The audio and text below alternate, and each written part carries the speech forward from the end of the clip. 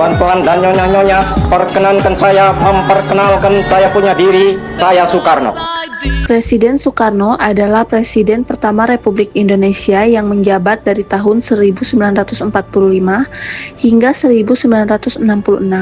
Beliau merupakan salah satu tokoh penting dalam perjuangan kemerdekaan Indonesia dan memiliki peran besar dalam pembentukan negara Indonesia.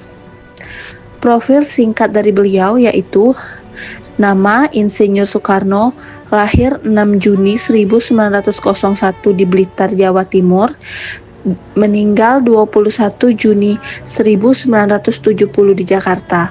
Jabatan Presiden Republik Indonesia 1945 hingga 1966. Peran dan kontribusi. Proklamator kemerdekaan. Soekarno membacakan teks proklamasi kemerdekaan Indonesia pada 17 Agustus 1945. Pemimpin perjuangan kemerdekaan. Soekarno memimpin perjuangan kemerdekaan Indonesia melawan Belanda dan memainkan peran penting dalam perundingan dengan negara-negara lain. Pembentukan konstitusi.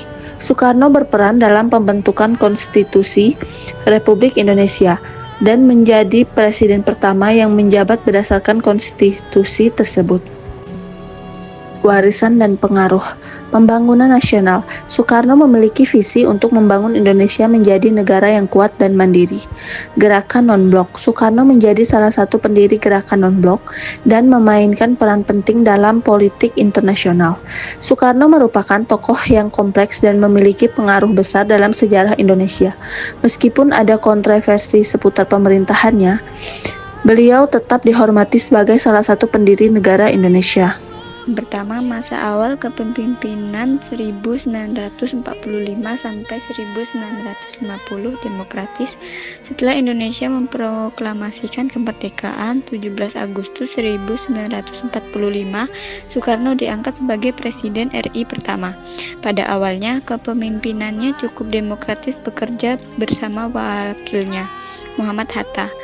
Soekarno banyak berdiskusi dengan BPUPKI dan PPKI sebelum merancang UUD 1945. Namun karena situasi darurat, revolusi mempertahankan kemerdekaan dari Belanda. Kekuasaannya juga kadang mengambil keputusan cepat. Yang kedua, masa demokrasi liberal. Dari 1950 sampai 1959 kolaboratif tapi frustasi. Setelah mengakuan kedaulatan 1949, Indonesia sempat masuk masa demokrasi liberal. Soekarno lebih banyak berperan sebagai simbol negara. Kekuasaan lebih ada di tangan Perdana Menteri dan Kabinet Parlementer. Soekarno tidak puas dengan seiringnya pergantian kabinet, dua kabinet dalam 9 tahun. Ia menganggap sistem parlementer membuat bangsa terpecah belah. Yang ketiga, masa demokrasi terpemimpin. Dari 1959 sampai 1965, otoriter karismatik. Tahun 1959, Soekarno mengeluarkan dekret Presiden 5 Juli 1959, membubarkan konstitusi dan kembali ke UUD 1945. Soekarno memperkenalkan konsep demokrasi terpimpin di mana presiden memiliki kekuasaan sangat besar. Ia mempromosikan dirinya sebagai pemimpin besar revolusi. Gaya kepemimpinannya menjadi lebih otoriter, tapi tetap menggunakan karisma pribadinya untuk memimpin rakyat. Dia juga menciptakan konsep nasakom atau nasionalisme, agama, dan komunisme untuk merangkul semua kekuatan politik. Yang keempat, masa akhir kepemimpinan. Dari 1965 sampai 1967 tergerus krisis. Setelah G30 1965 posisi Soekarno mulai melemah.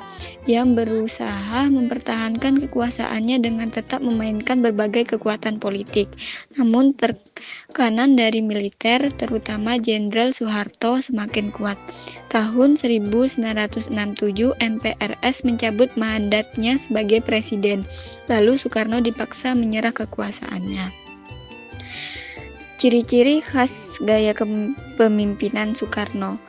Yang pertama, karismatik, dicintai rakyat, pandai berpidato, dan membakar semangat nasionalisme. Yang kedua, visioner, memiliki impian besar seperti membangun bangsa besar, adil, dan makmur. Yang ketiga, simbolis, menonjolkan lambang, upacara, dan retorika revolusi.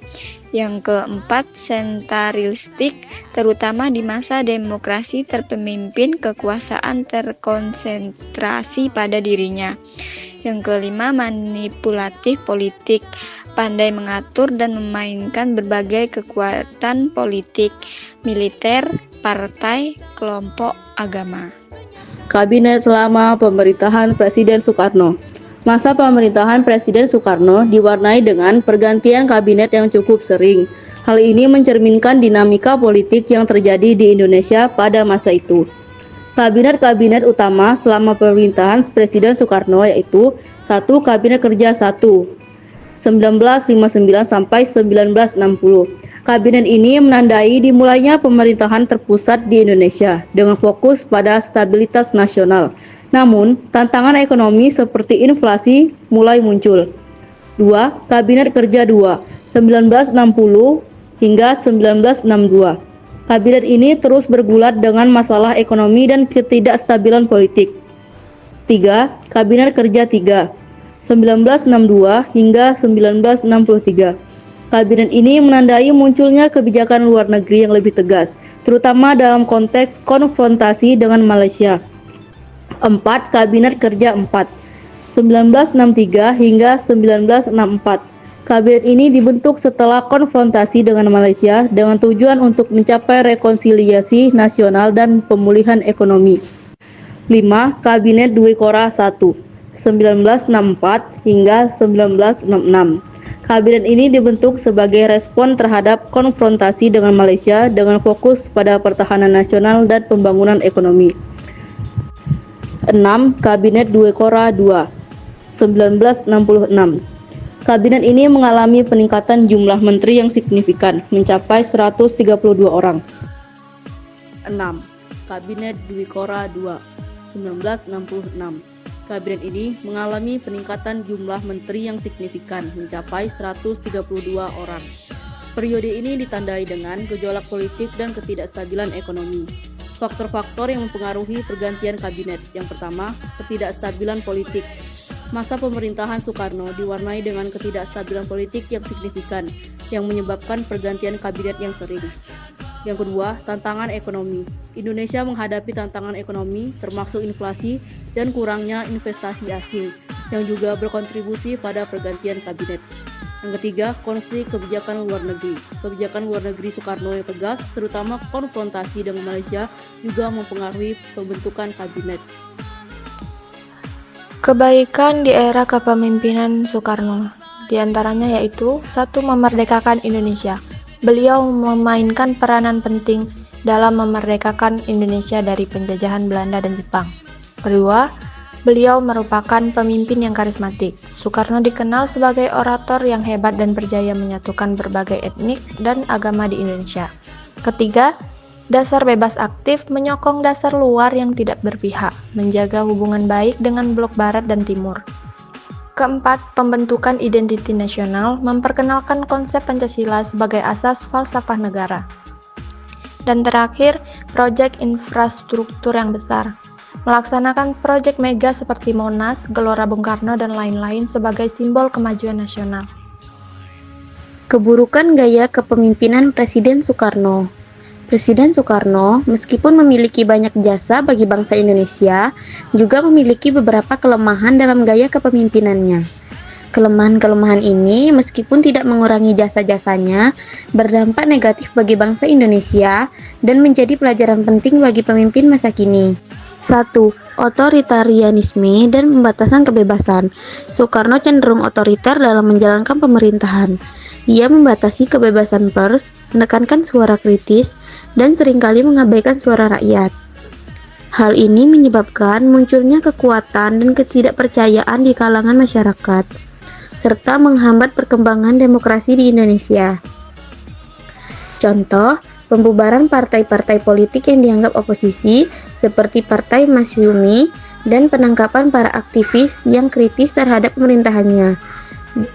Dampaknya menimbulkan ketakutan dan ketidakpercayaan di kalangan masyarakat, serta menghambat perkembangan demokrasi di Indonesia. 2. Dekat dengan ideologi komunisme.